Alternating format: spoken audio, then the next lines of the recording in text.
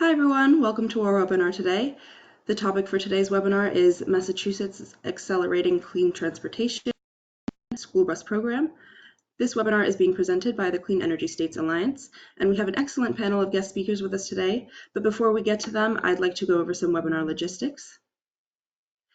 We are using a new version of GoToWebinar, so if you have any questions or comments about it, please feel free to air those in our post-webinar survey. All attendees are in listen-only mode, so your camera and microphone are disabled. You can submit questions and comments via the questions panel. We encourage you to do so throughout the webinar. Don't wait till the end. And if you'd like to view our speaker bios, they're available in the materials section. Finally, captions are available. And last but not least, this webinar is being recorded, and we will email a link to the webinar recording and slides after the webinar. They are also posted on the website at cesa.org/webinars. And with that, I'd like to pass it over to our host for today's webinar, Anna Zi. Thank you, Zareen. And hello, everyone. My name is Anna Zi, and I'm the Project Director for State Implementation of Federal Climate Legislation at CESA. And before I turn it over to our guest speakers today, let me tell you a little bit about CESA. We are the Clean Energy States Alliance, CESA, and we're a national nonprofit coalition of public agencies and organizations, and mostly state agencies. And we're working together to advance clean energy. We work with state leaders, federal agencies, industry representatives, and other stakeholders to develop clean energy programs and inclusive renewable energy markets. We have members in about 20 states across the country, and they include many of the most innovative, successful, and influential public funders of clean energy initiatives in the US. And on the next slide, you'll be able to see our members' logos on your screen. So just some of our members, and you can see more on our website as well. Next slide, please. And one of the things that we do as an organization is that every 2 years we run the State Leadership in Clean Energy Awards, or the SLICE Awards. And this is a competition where member organizations submit successful projects and programs for possible recognition. We put together a team of distinguished experts to judge the various entries from around the US. And the CESA staff and the CESA board don't do the judging. It's a peer review process with outside reviewers. So this year we had 4 winners, which you can see here on your screen, and one of which was the Massachusetts Clean Energy Center, or MassCEC, for the program you're going to hear about today. All right, next slide, please. And we're joined today from 2 folks from MassCEC, Rachel Ackerman and Rudy Hauser. And you can read their bios in the materials section of the webinar console, either on your desktop screen or in your app. It may be under the settings function, but I'll tell you just a little about them for some context. So Rachel is MassCEC's Senior Director of Transportation, and she's a transportation programming leader with over 15 years of experience. She specializes in leveraging public-private partnerships to demonstrate business and financing models that can be scaled and replicated across the state. Rudy is a program manager on the clean transportation team at MassCEC, and for the past 8 years, he's specialized in transportation and school bus fleet operations. He manages the Accelerating Clean Transportation, or ACT, school bus suite of programs, which you'll hear about imminently. And before I turn it over to Rudy to tell you and start us off learning about the ACT School Bus program, I just want to give you a quick snippet of why the judges thought this was such an important program and why it deserved a SLICE award this year. So the judges noted, diesel-fueled school bus emissions are especially harmful to vulnerable children in LMI, which is low to moderate income communities.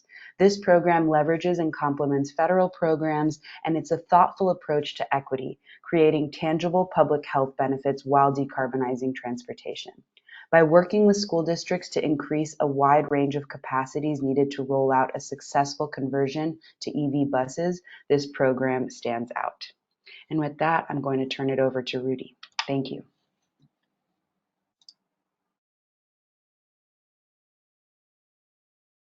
Thank you very much. We are very excited to be here today. And huge thank you to CESA for hosting us, and very, very excited as an organization to have won the SLICE Award this year. So we're going to get into just a little bit about the details on the program that won the SLICE Award. And again, I will turn it over to Rachel first, actually, for the introduction to MassCEC, and then I'll get into some of the program details in just a couple minutes.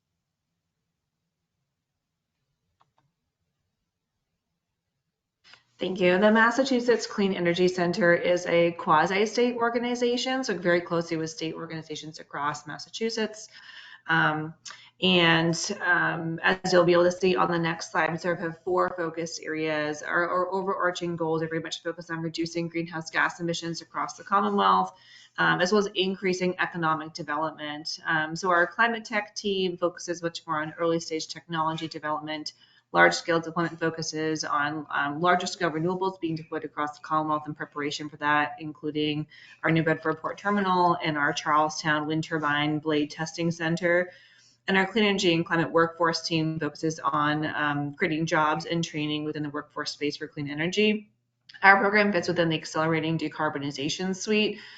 This focuses on a lot of commercialized technology that uses more grants and technical services to do pilots and demonstrations of technology to increase the adoption curve within the clean energy space.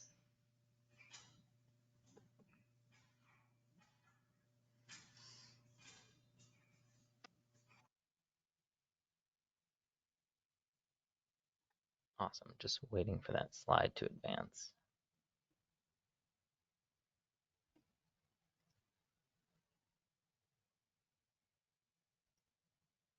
Perfect. Okay. So just a little about the landscape for school buses active in Massachusetts right now. We've got a little over 8,000 active school buses that are bringing students to and from school every single day. So those school buses serve over 300 districts with varying student demographics, population densities, and geographies as far as the routes that they run. So within those more than 300 school districts, they are utilizing multiple ownership models. Currently, we're seeing a trend towards 70% of those models being leased, where the district is either contracting out their operations or they're contracting out the ownership and operations. So the other part of that is approximately 30% of those districts are owning and operating their own vehicles, doing their own transportation in full. So for those districts that are utilizing the leasing model, we're seeing an average of 3 to 5 year contracts with their fleet operators. So within that larger overview of how many school buses are running in Massachusetts, we're seeing an increase in the amount of electric school buses that are running, which is very exciting for us and the work that we do.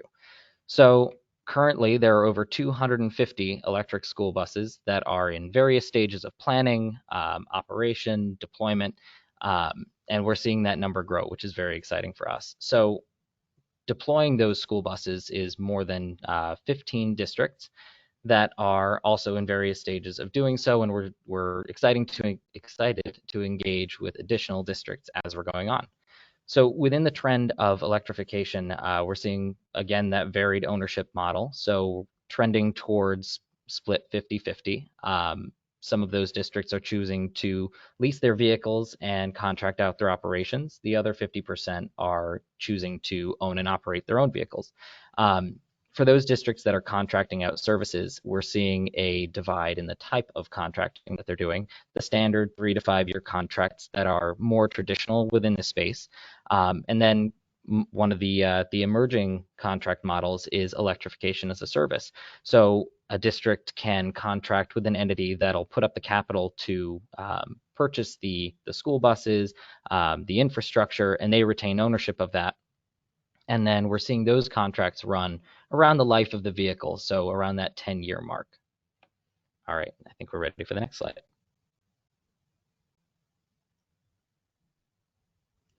So overall, very similar to other electric school bus programs across the nation. The main point of this is to be electrifying and decarbonizing the sector.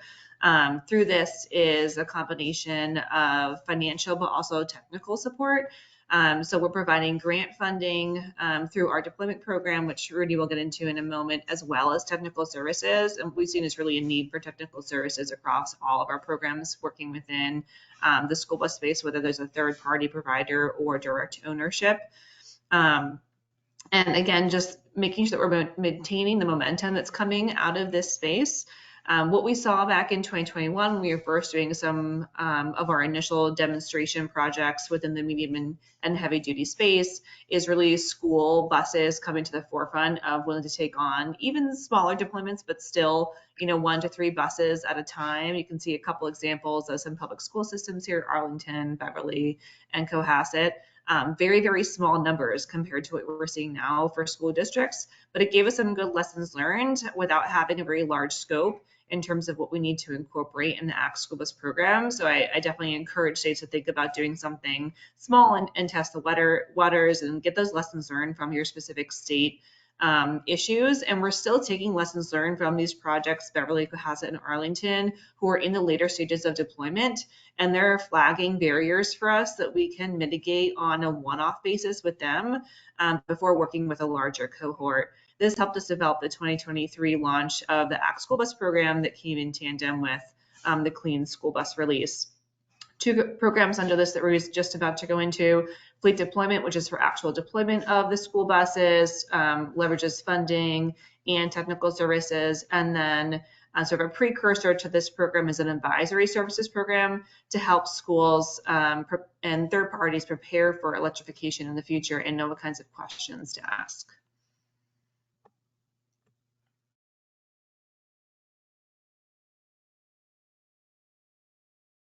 All right, perfect. So like Rachel mentioned, there are 2 main facets to the ACT School Bus program. The first, the precursor, being the advisory services program. So we'll get into that now. Perfect. So the goal of the advisory program is to provide a free opportunity for full fleet electrification planning for districts that may not have the technical lift to do so, or they just have questions about how to do it, and they'd like to look at what it's going to take before actually committing to a project like that. So at this point, our program is currently open and has the ability to support up to 25 districts in accessing those additional funding opportunities from the from federal sources, from utility sources, just bringing all of that into one space. So currently we've got 10 districts that are actively engaged and a wait list on top of that. But through this process, we do anticipate expanding the availability of open slots for additional districts. So if there are any districts that are interested in applying, we definitely encourage doing so. At this point, when the district is engaging with our advisory services technical consultant, they're going through every single aspect of what it's going to take to fully electrify a fleet. So that ranges from initial feasibility designs, looking at the different sites, making sure that the project can actually occur in the space the district anticipates it occurring. Then we're looking at financial models, what procurement plans might work for the district, if a district has a replacement plan already for their fleet, or if this is an opportunity to implement one. If a district has a electrification deadline or goal that they want to be fully electric by, those are all the parameters that this program looks to work within. So with this program, we're looking to engage individual school districts or school districts and their third-party transportation providers, whoever the entity is that wants to receive the free electrification service. So what we're looking to do is engage priority districts as a preferential applicant to this program, and just develop a wide array of applicants throughout the Commonwealth that represent different geographic areas and also population densities.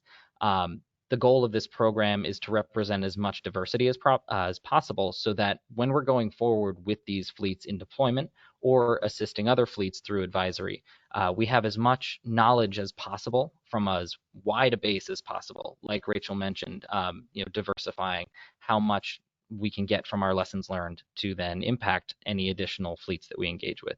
So down at the bottom of this slide, we have our first 10 districts that are engaged in advisory services. And very exciting, we have seen a couple of these districts that'll come over into additional rounds of funding So seeing that conversion from developing those fleet electrification reports to actually receiving funding and now deploying with us as well. So Boston is our case study for that, and we're very excited to see them succeed.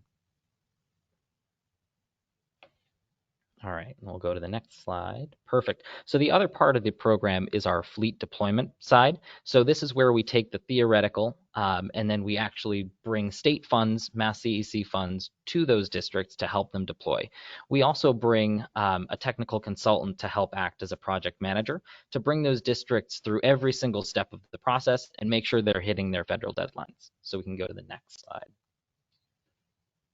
Perfect. So to this point, there have been 3 rounds of ACT School Bus funding that have come out.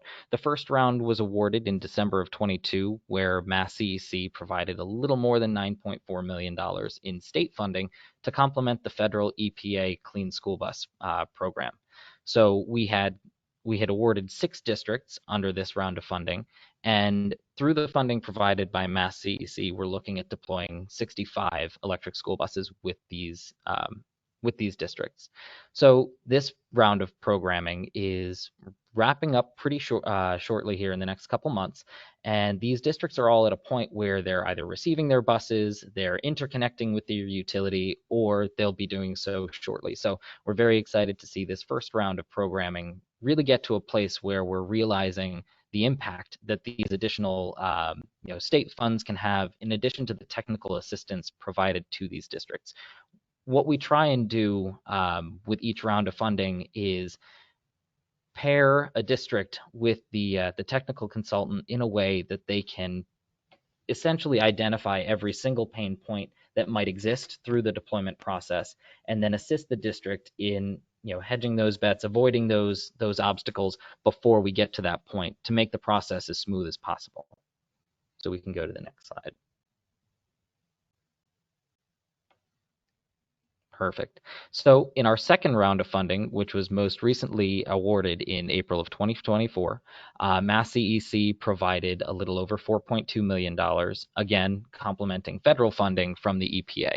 So under this round of ACT School Bus, we had 5 districts funded, and this round represents 92 electric school buses that'll be funded along with utility funding, district cost share, and the federal funds. So these districts haven't begun deployment yet. Like I mentioned earlier, the Boston project, very exciting, and also Worcester, they're part of our advisory services group. So Boston, being a little bit farther along, has relatively wrapped up the advisory services portion, and they've got a pretty solid roadmap for where they're going as far as electrification is concerned for their entire fleet. So now coming into a funding round with MassCEC, we get to engage with them again with another technical consultant to make sure that these buses, now that they're funded, they have their roadmap. Now we're going to get them on the road. So we can go to the next slide. Perfect. So most recently, our third round of funding, which has closed but not been announced yet, also exists as a complementary funding round to our federal funding, so EPA Clean School Bus. So under round 3, we anticipated awards of up to $2 million per applicant with an approximate budget available of $12 million. So our RFP response period closed back in July, and MassCEC received 15 applications, which was fantastic. All of our applicants came to us with federal funding as part of their application. So it's very exciting for us to see, these districts that have been awarded funding and are ready to get going and are just looking for a little bit of other, whether it be financial or technical assistance to make it to the finish line. So the total ask of the MassCEC ACT School Bus program under this round was $18.76 million. These districts that came to us with that ask also brought to the table $47.87 million, which included a little more than $32 million from EPA, but also the additional balance being funded by utility make-ready programs or additional district funding. So we're very excited to hopefully announce those awards very shortly. We're wrapping up our application period or application review period, and we are ready to get going on that round as well. So we also engaged a another technical consultant on this round to help bring those districts, from planning phases all the way through procurement and deployment as well. Next slide.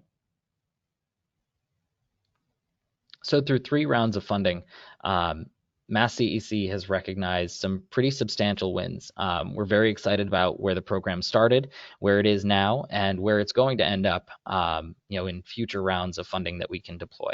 So in Massachusetts, we're prioritizing the EPA priority districts. And of the EPA priority districts listed in Massachusetts, 65% of them applied for EPA funding. And of those districts that were awarded the EPA funding, 100% of those districts applied to the ACT School Bus program. So the conversion is very, very exciting for us to see that these schools are getting federal funding and then looking for that additional support to make sure these projects can actually deploy.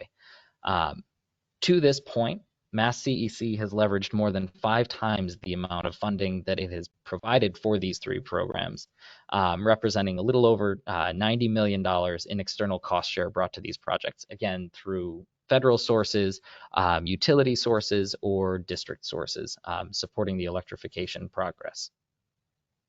All right, next slide. So Rudy already highlighted a lot of this, but there's a lot of cobbling together of resources, not unique to school buses necessarily, but definitely for these larger upfront capital projects. Of course, the Clean School Bus Program, Diesel Emission Reduction Act is a lot of other federal funding we see as bringing to the table as part of applications. But for state fundings within Massachusetts, we have utility, which we are calling Make Ready funding. You'll hear throughout this presentation. That's funding sometimes for the charging station itself, but mostly for the installation, which as many of you, as you know, can be more costly than the charging station itself. We have some state DARA funding, which is, occasionally available. Our funding, which is only available for some deployment projects. And then we have state vehicle incentives that's available either as a rebate after purchase or as a voucher for some of the larger, Class C and D school buses. They can reserve in advance to have some knowledge as they're doing some budget planning that they will have that available for them. And I think it's been really important across our state to make sure that the technical consultant on board in the deployment and the advisory program really knows the utility program leads, the community members who are thinking about budgets for the project, and all these other funding agencies. So as you're trying to do planning for pulling together these funding resources, that the timelines can line up.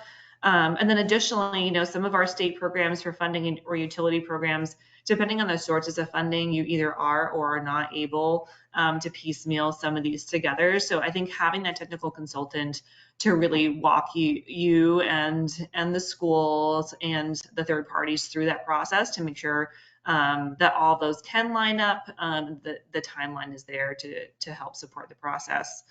And again, I think it's been great to really partner our program alongside the timing of the clean school bus funding, although that is not necessarily a prerequisite for the program. Not only does it give the schools sort of a set timeline to really be focusing on thinking about school buses, they put in their clean school bus or DARE applications, and then our program is open for just a couple of weeks after the close of that program. So once they submit, the Clean School Bus application feeds into our application, or just has them thinking about applying into the advisory program if they are already in those discussions. So having our advisory program be rolling versus the open and close windows, I think has been a really good support of schools who have limited bandwidth to think through school bus electrification. And so we're essentially there as they're thinking about it or as it's needed. And again, for other partnerships, the diverse ownership models, it's been great to help have a range of support for that to mitigate the high capital costs, especially in those priority and low and moderate income district areas, in really de-risking some of the financial, but also the business model risks for the grantees here. Next slide, please.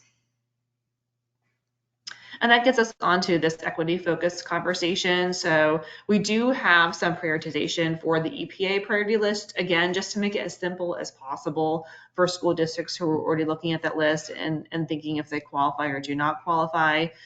We do take other factors into account, geographic diversity, ownership models. I'm really trying to make sure that we have a lot of replicable models to demonstrate across the state, size of districts, ownership types. And of course, in Massachusetts, we have another criteria, which is environmental justice. Somewhat similar to the federal LIDAC, low income and disadvantaged community designations there. So I think the more that we can use designations that already exist within our states to say that we identify you as a high need population, we want to help to serve you, there's definitely a lot of need for the program. And so we try and prioritize those as best as possible. And finally, the environment and community impacts here, again, not different for Massachusetts than others, but within our state, medium and heavy duty vehicles account for about 40% of our of the transportation emissions, and transportation emissions is also very similar to that. It's about 42% of all state emissions. So very high for us, and definitely a high need sector. Overall, our school buses, that 40%, not necessarily, but there's a lot of momentum within this space. And so we're trying to take advantage of the momentum within the school bus space that isn't happening necessarily with some of the other models of medium and heavy duty vehicles. And there's a lot of similar lessons learned that we can take across those vehicle types. And so, of course, seeing the reduced diesel emissions for a lot of our sensitive populations, especially around school children and in urban areas and stop and go within neighborhoods is definitely a high priority for us. And then, of course, thinking through just in terms of environmental and community impacts, doing these smaller projects, even with our Act Now 1 program, but then leading into Act School Bus. It's great to see, some of the larger fleets electrify, but even the smaller ones doing some of the smaller projects, this information prepares them for full fleet electrification, where they can do this on their own in the future and not need our hand-holding support. Next slide, please. And so just thinking through the collaboration and the lessons learned here, I already mentioned just sort of, thinking through how much we can share the lessons learned across this, and ways that we have tried to formally introduce this is bringing in state agencies and school networks. We work with Department of Elementary and Secondary Education, DESE. We attend as many conferences and seminars and outreach to the Massachusetts Association of School Business Districts, the Association of School Superintendents. There's some associations of school bus drivers.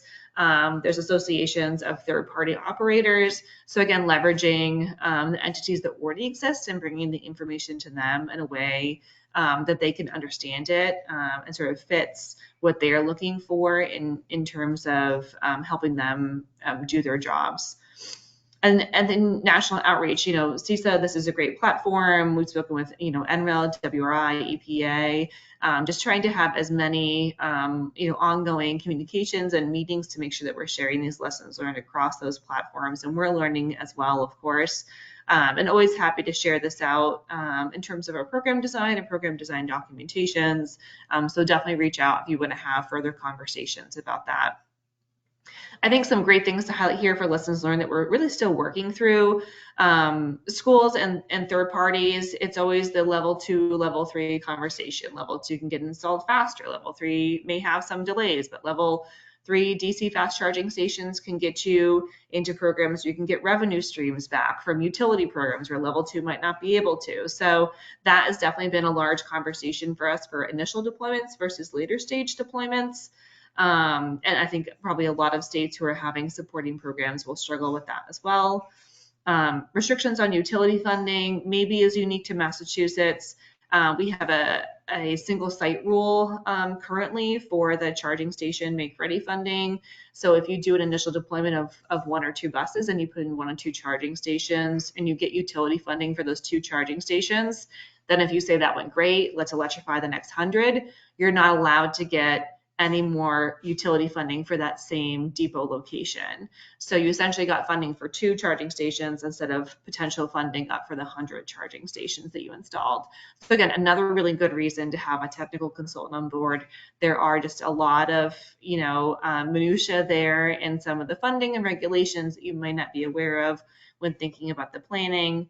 We have demand charges within Massachusetts as well, which is dependent upon how much energy you're pulling from the grid at certain times of day, and that can very greatly change the cost of your buses charging.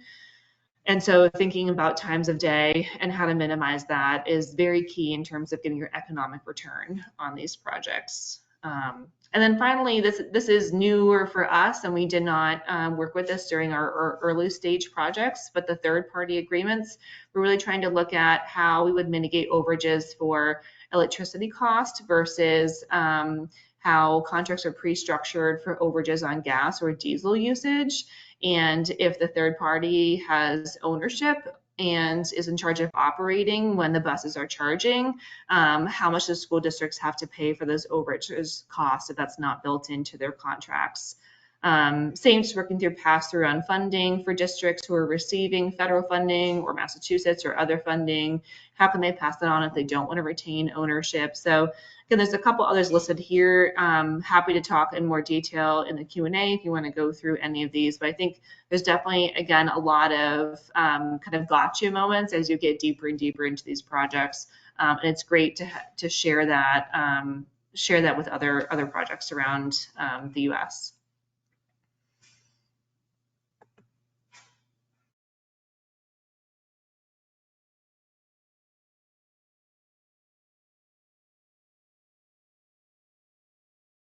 Perfect. So like Rachel talked about, right, there's a lot of very, very specific points that come up through the deployment process that most of the time, without that technical consultant there, the district is learning as they go. In more cases than one, like Rachel said, right, they're specifically with the same site rule, without that prior knowledge of the full program scope, you may end up shorting yourself or your district without knowing it. So what we're looking to do in the future is kind of expanding on a lot of those lessons learned and then expanding the existing programs so we can continue, like Rachel said, the momentum that we've got within this space. So our advancements and our future goals are siloed both by program, but also just as a whole ACT School Bus suite of programs to expand our outreach. So on the deployment side, our goal long term is to be able to support each and every district that is looking to electrify their fleets. Like we mentioned earlier, right, there's nearly 8,000 school buses that are running in Massachusetts, and we'd love to see every single one of them electrified. So each district that we engage with is an opportunity to get closer to that goal. So this is also an opportunity to really focus in, where our support is going to be. Our goal is to increase the equitable access for all of these districts to be able to electrify, whether they have the resources or not. That's where we'd like to be able to step in to help make sure they can get to that electrification goal. Through the process of engaging with additional fleets, doing the deployments, and really taking those lessons learned and compiling them, we'd like to coordinate all of those resources as an opportunity to engage the districts, maybe without the formality of a program, but giving it a resource that is based in operations experience. So establishing a centralized and comprehensive source that all of these districts that maybe they have a one-off question that we've got the answer to because we've experienced it. This is an opportunity for us to put all those lessons learned into a nice, neat package that allow the districts to kind of piecemeal the information they may need to help their own deployments. And then, like we mentioned briefly earlier, a little bit of synergy between the different parts of the program. So the technical support from the advisory side, establishing those initial planning documents, and then deploying them through our deployment program, like our case study that we're using in Boston.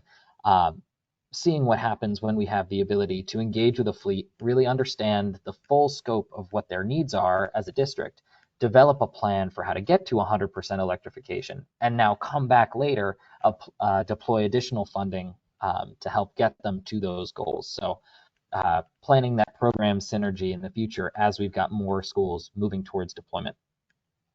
The other part of that is expanding on our advisory services. So at this point, we do have our first round of advisory services open to 25 districts, but we see the need to expand beyond those initial 25. So we're looking to recruit additional fleets, again, representing the diversity across the state as far as geography is concerned, route diversity, population diversity, anywhere that we can gain experience in an area that we haven't already experienced once is an opportunity for us to build out that robust knowledge bases. So that's exactly where we're looking to increase support. The other area is addressing some of these districts that may have those higher needs, some smaller third-party operators that may be engaging in electrification for the first time. Maybe it's a district that doesn't feel that they have the in-house technical experience, or somebody really to act as a project champion to take something like this on their own and then bring it all the way through deployment.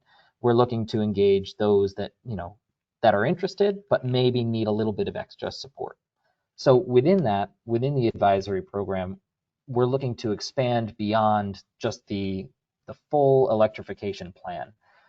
We do have districts that have come to us in the past that they feel they have the technical experience, they have the drive to do it, they may have the in-house resources, but they're coming across one or two issues that, okay, maybe this isn't something the district has engaged with in the past, they could use a little bit of extra help. So what we're looking to expand into is some optional services to help create a menu approach for these districts where they can come to us and say, okay, I have a specific question about X. Depot design, I need help with some data collection and analysis. That's where we're looking to expand our services. So looking under here, if the district, like I said, feels that they have the technical,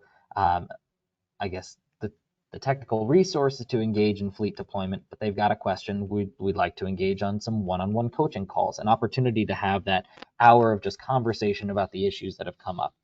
Some data collection consulting. A district is trying to understand what battery pack size they may want on a vehicle, how many vehicles they need. And then like Rachel mentioned earlier, does level 2 make sense? Does level 3 charging make sense? It's all going to depend on the route metrics. So that's an opportunity for us to engage on the individual data points that a district has and really help them inform that decision. So they're not necessarily overspending in buying equipment that is going to be overkill for what they're working on, but to make sure that their buses, their EVSE, their infrastructure is all appropriately sized.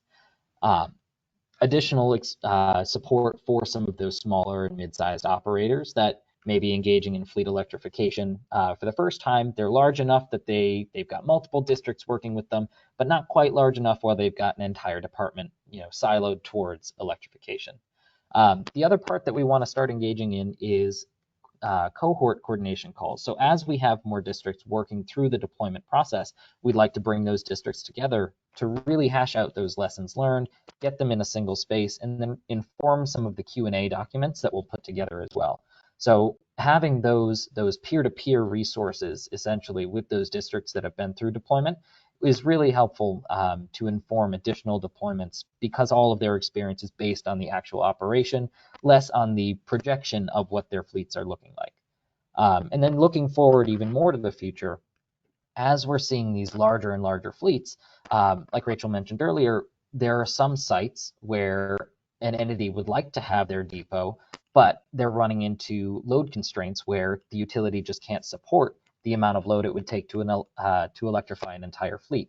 So what we're looking towards in the future is some clean energy and battery storage assessments for on-site storage resources that might help to mitigate that load capacity or even mitigate some demand charge impacts in the future. So I think that is it for this slide.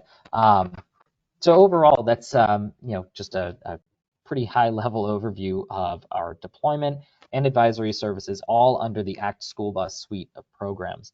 At this point, definitely we'd love to entertain some questions, and here's some contact information as well, should you have anything that comes up later.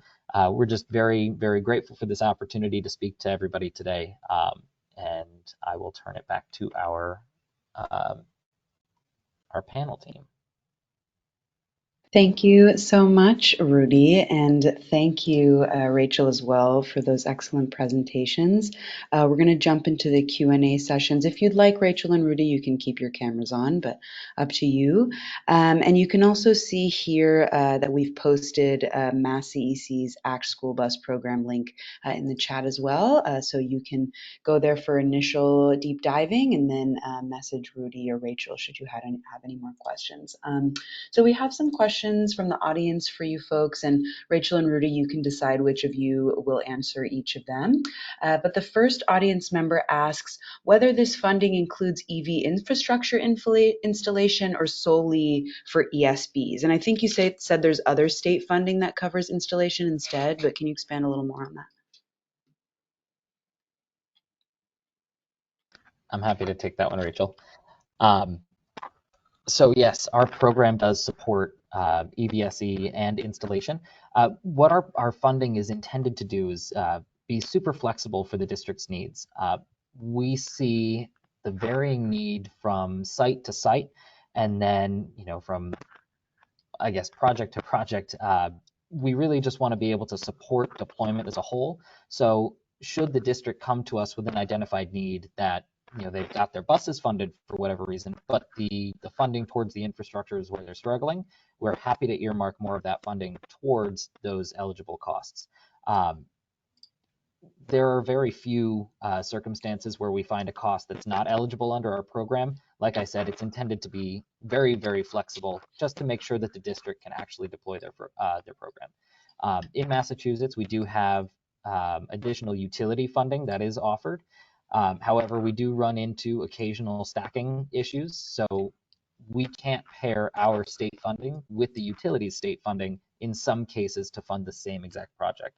So for example, if the utility is offering funding towards the chargers themselves, we can't offer funding for that same exact item, or the district would have to deduct our funding that's available for that item from the total award that the utility would offer.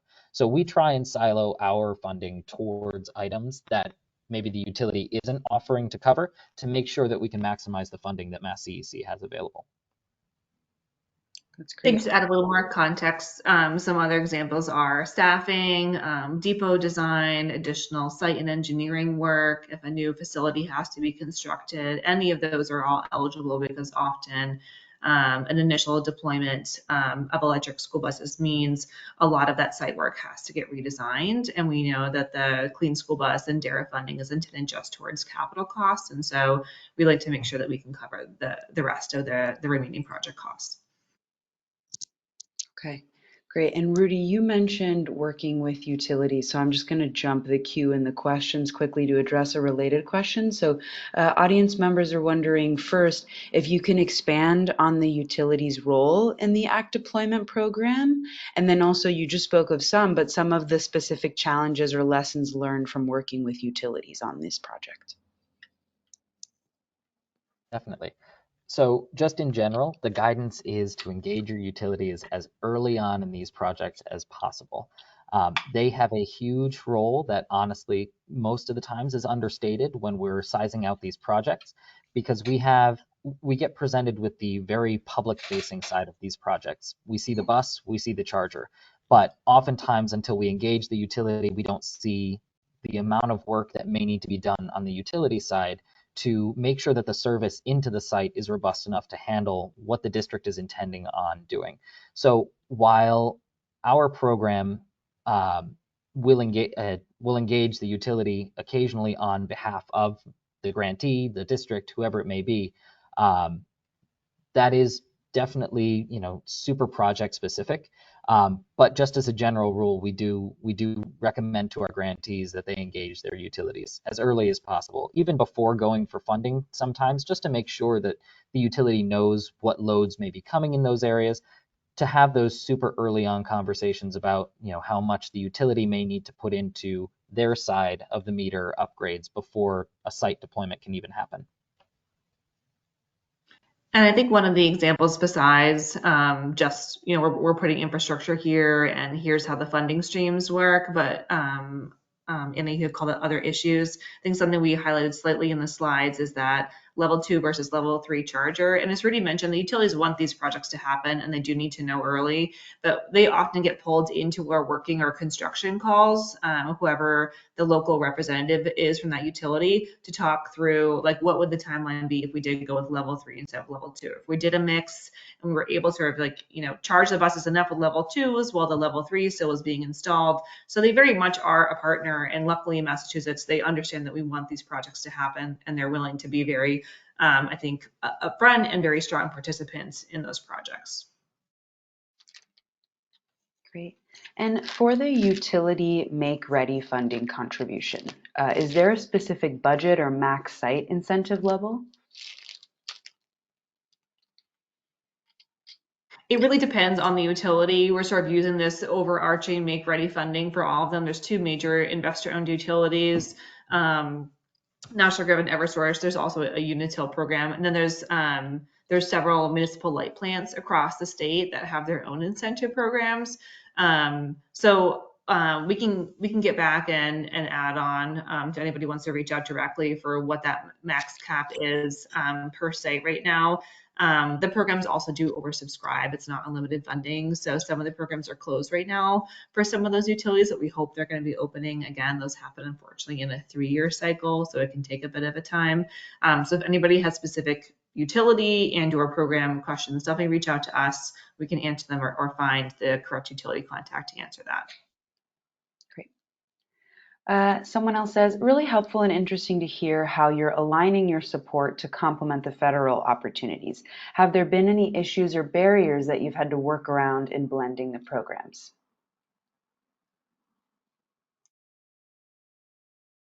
I think there definitely have been a couple. Just as far as making sure that all of our costs are covered, right? These federal programs definitely help to mitigate some of the major capital costs that exist with the vehicles and the infrastructure, but making sure that we can cover the program in full is exactly where we'd like to be. We recognize that some of these districts, while they want to engage in full fleet electrification, and they truly believe that it's the right way to go, just the overall cost of these projects can sometimes be very prohibitive for districts that may not have the resources to do that without the additional funding. So we try and align ourselves with the federal funding because that's already a huge capital portion of the project that's going to be mitigated so that we can maximize the funding that we're offering at the same time. And a lot of these federal programs are already vetting these projects for viability to begin with. So we're just adding on top of that the probability of success for these districts.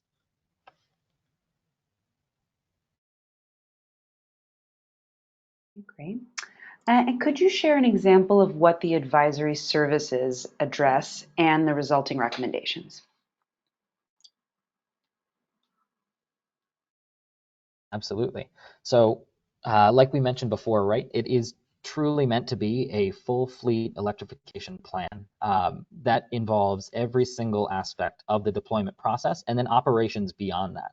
So what we look at is what the district has as far as operations are concerned to begin with. What is their baseline? What operational needs need to be met? So from there, we take the data based on what their routes are, number of buses, how many students, the average length of routes, the type of terrain that they're running through, the geographic area, understanding how these vehicles function in different climates. We take all of that into consideration when we're informing our recommendation through these plans. We try and make it as accessible as possible. And a one-to-one switch where we can, so that there's limited uptake on training time, so that these districts can just go ahead and pursue electrification. Through the process, we do, if the district is interested, we can absolutely put together a replacement plan based on, if they have a goal for full fleet electrification, or if they already have an existing replacement plan for their vehicles, how long it's going to take. We help them size out what their total load would be on their facility, how they can get to that, full fleet electrification, either having one-to-one chargers for every vehicle, or if the district prefers, They can use one charger charging 2 vehicles. It's all dependent on the operational needs of the district. And I will say that is the largest driving force of the recommendations that we make, making sure that whatever recommendations are made through the plan are going to leave the district set up for success. All right, our next question is, do you think, based on your experience so far, that ACT School Bus will be needed for all 8,000 school buses in Massachusetts? Or will there be a tipping point where ACT School Bus has pushed the market far enough that we can get to 100% without additional state support? I think it was kind of teased earlier. We definitely feel like state support will not be needed for all of these projects. And Rudy can probably jump in afterwards and talk about some of the projects we've seen get a couple rounds of deployment funding. We're already sort of seeing them need less and less support over time. We can get into that specifically, but I think something we still want to have the program open for is especially a lot of the smaller third-party operators. I think we have to at least do like one project with each of those. It doesn't have to be with each of the school districts they serve, but they need to understand how their fleet can support those many school districts. And so if even doing 1 or 2 depots, they learn on the way, they're as much part of the process as they want to be with all this hand holding and training. And so we oftentimes find that it's really just the resources within those entities or the schools to learn about this. And then additionally, making sure that as we're doing this training and the projects, we're creating documentation that is not only specific to the specific vehicles that are being deployed. It's much more similar to the advisory services program. So as part of deployment, you can also have the full fleet be analyzed. And so a lot of that same lessons learned is already documented sort of at the fingertips for the administration to make the budget or the other planning decisions. So I do think over time we will not need to touch base with each of these. As Rudy mentioned, there's already 300 school districts in the state, but they're served mainly by a lot of these third-party operators. So I think it is a much smaller fraction of that we'll have to do some hand-holding for. And as Rudy mentioned, there's a lot of these cohorts that are coming together to share lessons learned. They will start to use each other more and more as a resource. So Rudy, I don't know if you want to jump in with anything specific for the schools have done multiple deployments at this time. Yeah, definitely. I think it's super helpful when we have districts that have already engaged with our advisory services and created that roadmap, because now essentially that's exactly what they've got now to go forward and do the deployments. So while we offer the technical assistance on the deployment program side, geared more towards the individual, coordination, logistics touch points of deployment, these districts already have the roadmap of how to get where they're going. So now at this point, it becomes more about the the individual funding that we're providing to make sure that these projects are accessible. I will say, so for example, Boston Public Schools is right in our backyard, but we've worked with them through the advisory program. They've got over 750 vehicles and a very aggressive electrification timeline of 2030.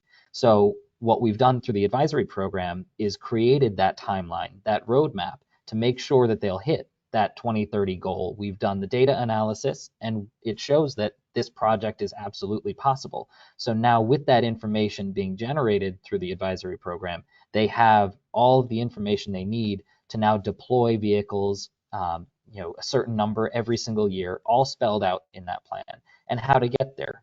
The utility coordination is all involved. Any kind of additional load mitigation strategies that they can deploy either through solar or battery storage on site. There's all kinds of things that are put into that plan as mitigation tactics that they can try later down the road. But ultimately, it's increasing the accessibility of deploying a project at that scale. So as these districts are creating not only their roadmap, but also lessons learned for us, we're as a state, we're writing the roadmaps with each district that we engage with, which is very, very exciting. Now we can put all of those learned lessons into a central area that other districts may not need our complete support, like Rachel said, the individual hand holding for every single aspect, but now they've got a wealth of knowledge available to them to reference at any point that they need. And I would just add, there are school districts that are electrifying without our program. Oftentimes, unfortunately, they do tend to be the more well-resourced, more well-funded school districts in the state. who either have somebody who has that content knowledge or they can bring someone in with that content knowledge, which I think is great. We have been asked if there's essentially like a light version of the programming we offer. Is there a hotline we can just call for some unbiased opinions, kind of gut check some of this information that we're hearing from people who are trying to sell us charging stations, or if we're trying to do procurement. So that's something we're looking into. Hopefully we'll come back with an update as we sort of advance the program that way. But I do think different districts and different third parties in the future will need a different threshold in terms of the support, either the light version or the heavy hand holding. Super comprehensive answer. Thank you both. Okay, our next audience member would like to know, is there money and or advice services to perform and install energy efficiency devices to free up additional capacity for EVSE? So as part of our program, we are not funding the installation of other technologies. There is a component to look at distributed energy resources that could mitigate some of the costs and storage. Rudy, if you want to take that. Sure. So part of that is when we're going into an individual site and we know that we're going to have capacity issues where the entire fleet can't be electrified, we can make recommendations about appropriately sized battery storage sources on site, charged by either the grid at a lower draw, and then using that battery storage to, I guess, level the curve on the amount of power being required by that site at one single time, or pairing it with solar to make sure that there's a constant charge on that battery on site. That allows the district a little bit more flexibility. I will say we do have a couple districts that are actively looking at this because they know they have site constraints. And for example, they'd only truly be able to electrify maybe 75% of their fleet at a single depot because that full 100% is going to put them over the load capacity. So deploying that battery storage on site would allow them to have that additional capacity charged at a very low rate constantly so that they can draw it down all at once at a high rate should they need it. Okay. So our next audience member says, I'm in Alaska and I have a question on the more technical side, and you can decide if you'd like to answer now or later, obviously, but do you use models of energy use and range versus temperature in your analysis for technical assistance that are publicly available or can be shared? Especially interested in the parked energy use component for buses that park outside in the cold and need to thermally manage batteries.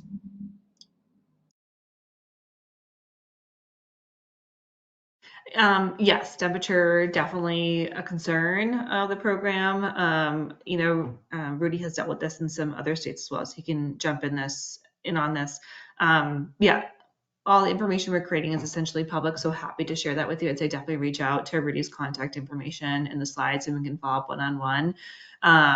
We're aware that there are some like diesel heaters that can be added instead of electric heaters in some situations. That just does make sense until the technology improves. Preheating will still being plugged in is another sort of recommendation we're giving across the board, even just for general range, even outside of temperature concerns. So there are some mitigating ways that we can definitely talk through in that scenario. Great.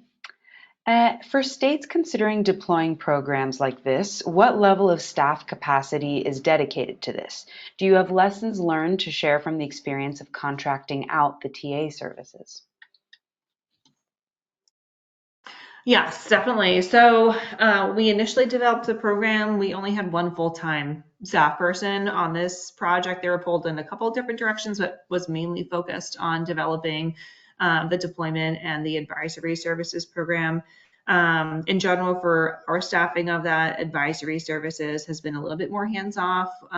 We do monthly meetings to check in. With any program, we're more hands-on at the initial deployment of it to make sure everything's going well. Occasionally we'll still go to the kickoff calls or a site walk with the school just to understand how the communication is between the school district or the third party and the consultant, and just show ourselves as a resource. I think that's great. Deployment has definitely been a much heavier hand, I think partly just because of the deadline. A lot more of the the risk that comes with a very costly project that has to move pretty quickly. And although these schools had to do a lot of work to receive the federal funding and demonstrate that they had a project outlaid, there was still a lot of unanswered questions. So we have definitely seen the consultants step in more over time with more experience. I think our biggest lift has just been developing a lot of the templated materials that the schools and the third parties end up receiving. We have, a lot of revisions and back and forth. What's technical enough? What's too technical? Who is supposed to be reviewing these documents? Again, happy to share those with any states so you can sort of see what we have landed on and what we're continuing to tweak. We have ERG running the first 2 rounds of deployment, which is a large number of schools. And we're just starting with Frontier Energy for our 3rd round. So we'll have some experiences with a couple of different consultant groups there, and can talk through just balancing bandwidth for I think the project management between those versus our staff time. Now we're up to 2.5 full-time staff on the program as the number of schools have increased on the deployment side. I think if we increase the number of slots on the advisory side, our staff time wouldn't necessarily have to increase to the same extent as the deployment program. Rudy, anything else to add since you're the active manager on this? Nope, like Rachel said, though, the advisory services side definitely is a lighter lift for our staff. But right now, we've got 2.5, 3 of us working full time on the program, more on the deployment side. That's where we're answering a lot of the individual questions with the district, more on the process side, and then understanding, what exactly their scope is, helping the consultants along with the project. Everybody's working together as a team. So we are noticing that as these projects go on, it becomes lighter lift for our internal team. And like Rachel said, right, the consultants, as they're developing more of those templated materials, they become pretty plug and play very quickly. I would note it is nice on the state side, if you don't already have somebody working with schools in your state, to just have a point person that's dedicated over time. I think working with school bus fleet managers is very new for us and third parties, and breaking into that network and showing that you are somebody that they can come to with questions and kind of be vulnerable about what their concerns are has been really key for us. And so it did take us a long time, I think, to build that relationship. And so any kind of staff changeover, I think has to be handled very carefully there. Great. Thank you. And I think that's a great note to end on. And I'll have Zareen pull up the slide so we can give you a little more information about contacts. So that is my contact information. If you have any questions or needs regarding this webinar today, or anything state implementation of federal climate legislation related, you can email me right here. And I can also connect you with Rachel or Rudy if you missed their contact information at the top. And next slide, please. And finally, here are some upcoming webinars that we at CESA are hosting. So you can take a look at your screen and read more and register at the link down here at the bottom. I want to thank you all so much for joining us here today. And I want to thank Rachel and Rudy for the incredible work that they're doing with this program and for joining us and staying over time. And we look forward to hearing more about the successes of the program and seeing you all again soon. Thank you.